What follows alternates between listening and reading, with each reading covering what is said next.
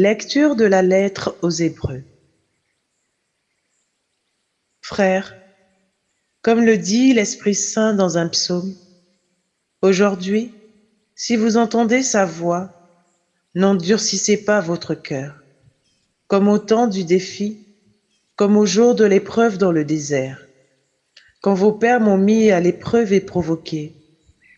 Alors ils m'ont vu à l'œuvre pendant 40 ans.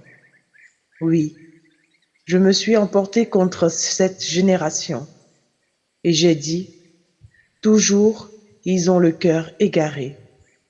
Ils n'ont pas connu mes chemins. Dans ma colère, j'en ai fait le serment.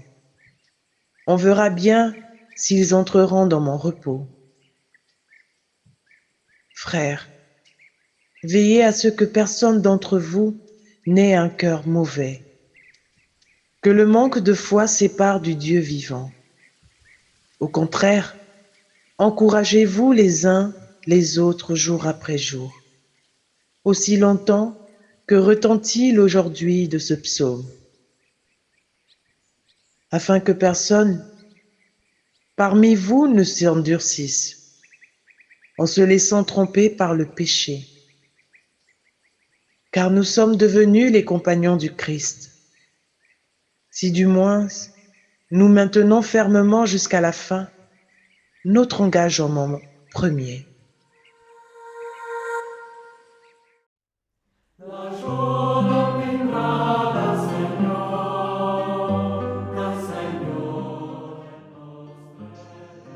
Aujourd'hui, ne fermez pas votre cœur, mais écoutez la voix du Seigneur.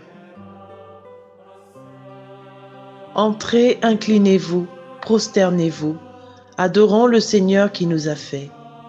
Oui, il est notre Dieu. Nous sommes le peuple qui conduit, le troupeau guidé par sa main.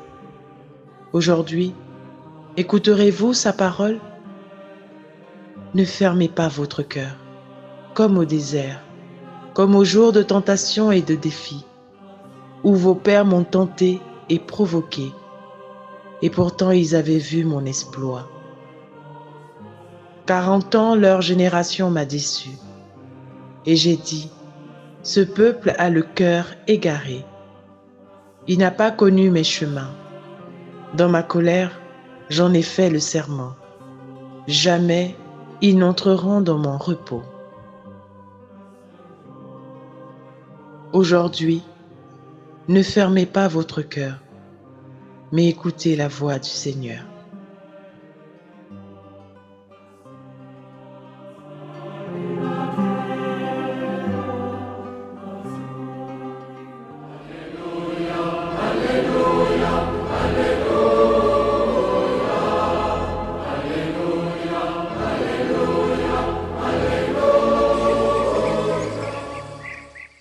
Alléluia, Alléluia.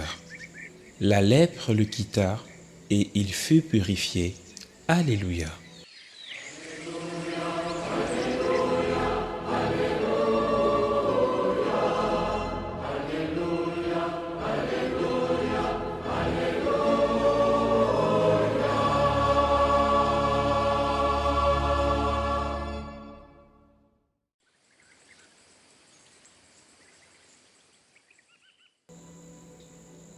Évangile de Jésus-Christ selon saint Marc.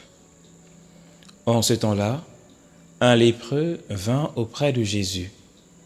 Il le supplia et tombant à ses genoux, lui dit : « Si tu le veux, tu peux me purifier. » Saisi de compassion, Jésus étendit la main, le toucha et lui dit : « Je le veux, sois purifié. » À l'instant même, la lèpre le quitta et il fut purifié.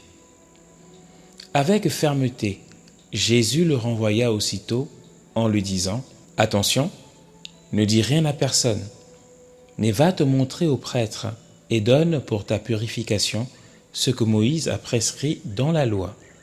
Ce sera pour les gens un témoignage. » Une fois sorti, cet homme se mit à proclamer et à répandre la nouvelle, de telle sorte que Jésus ne pouvait plus entrer ouvertement dans une ville, mais restait à l'écart, dans des endroits déserts. De partout, cependant, on venait à lui.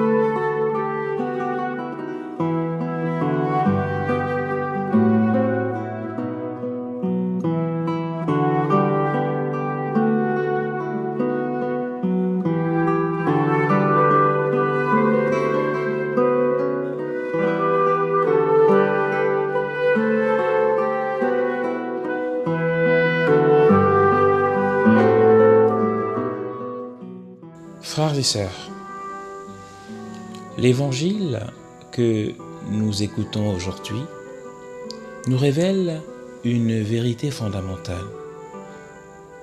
Seul Dieu, seul le Seigneur est capable de voir la réalité du péché dans notre vie. Seul Dieu connaît l'ardeur qu'a le péché dans notre vie. Seul Dieu est conscient de la gravité du péché dans chacune de nos vies. C'est la raison pour laquelle dans l'évangile que nous venons d'écouter, le péché est comparé à la lèpre.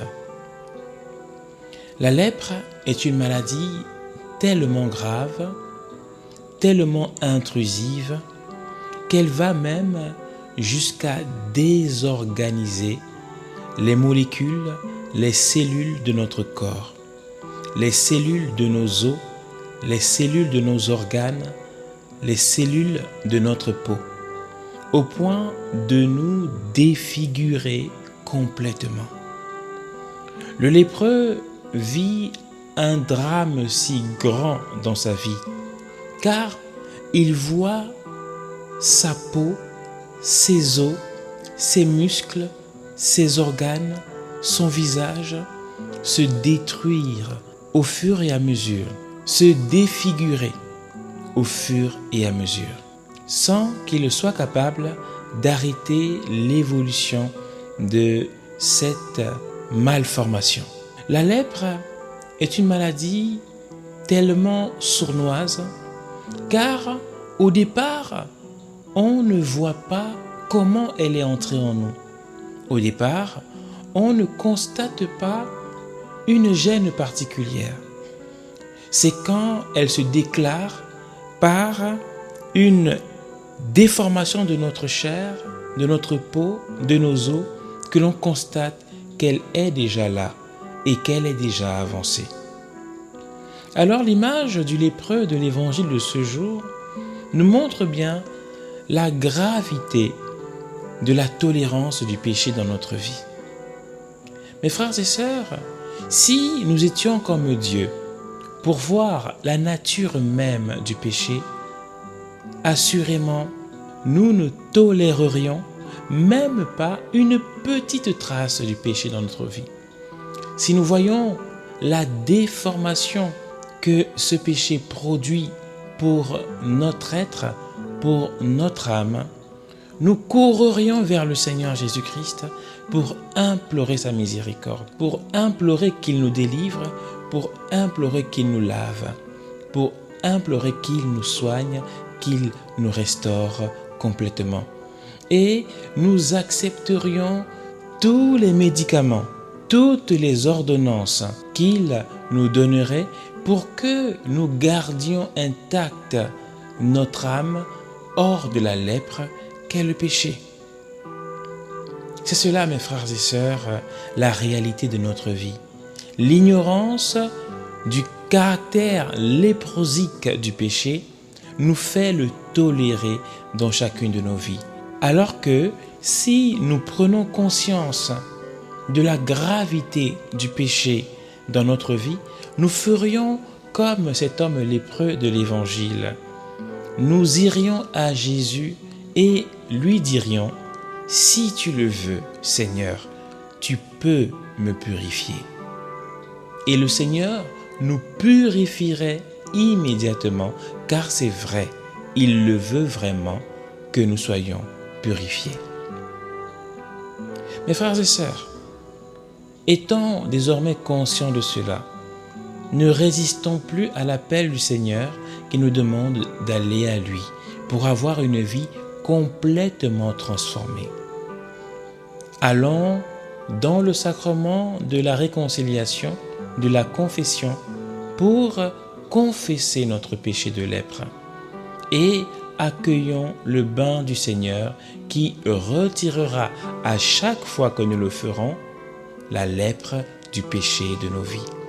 Ainsi, nous aurons nos membres complètement libérés, complètement déliés, reformés, resanctifiés, et nous pourrons avancer dans ce monde en enfants libres, capables d'accomplir chacune la vocation à laquelle le Seigneur l'appelle.